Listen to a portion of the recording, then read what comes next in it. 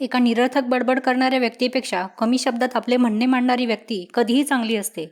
एखाद्या ग्रुपमध्ये जी व्यक्ती जास्त बडबड करत असते तिच्याकडे सगळ्यांचे लक्ष असते, पण कमी बोलणाऱ्या व्यक्तीकडे फारसे लक्ष दिले जात नाही. पण ह्यांच्यामध्ये सुद्धा खूप चांगल्या क्वालिटीज असतात. तुम्ही जर कमी बोलणारे, शांत राहणारे आहात तर हा व्हिडिओ तुमच्यासाठीच आहे.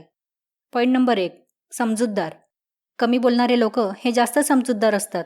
ही लोक समोरच्या व्यक्तीचे म्हणणे शांतपणे ऐकून घेत असतात आणि पूर्ण ऐकून घेतल्यानंतरच आपले ओपिनियन सांगत असतात. Point number 2. फोकस्ड.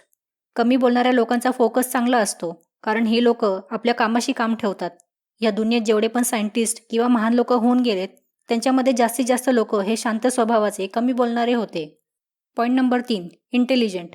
कमी बोलणारी लोक कमीत कमी शब्दात आपले म्हणणे मांडतात.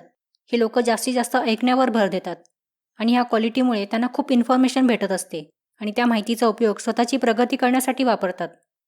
Point number 4. पश्चाताप. कमी बोलणाऱ्या लोकांवर पश्चातापाची वेळ खूप कमी येते किंवा येतच नसते, कारण जास्त बडबड करणारी लोक बोलता बोलता ज्या गोष्टी सांगायला नको होत्या त्या पण गोष्टी सांगून बसतात आणि नंतर पश्चाताप करत बसतात. त्यामुळे ही वेळ कमी बोलणाऱ्या लोकांवर येतच नसते. Point number 5. एकटे राहणं पसंत करतात.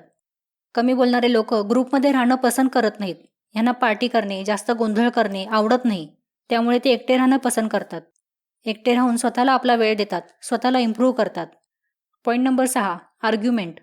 कमी बोलणारे लोक वादविवाद करणं टाळतात. कुठल्याही प्रकारचे आर्ग्युमेंट करून आपला टाईम आणि एनर्जी वाया घालवत नाहीत. Point number 7. पटकन मैत्री करत नाहीत. कमी बोलणारे लोक पटकन कोणावर विश्वास करत नाहीत. त्यामुळे ह्यांचे फ्रेंड सर्कल खूप कमी असते. ही लोक खूप सिलेक्टिव्ह असतात. कमी फ्रेंड्स असतील तरी चालतील, पण जे आहेत ते लॉयल असावेत, असे ह्यांचे म्हणणे असते.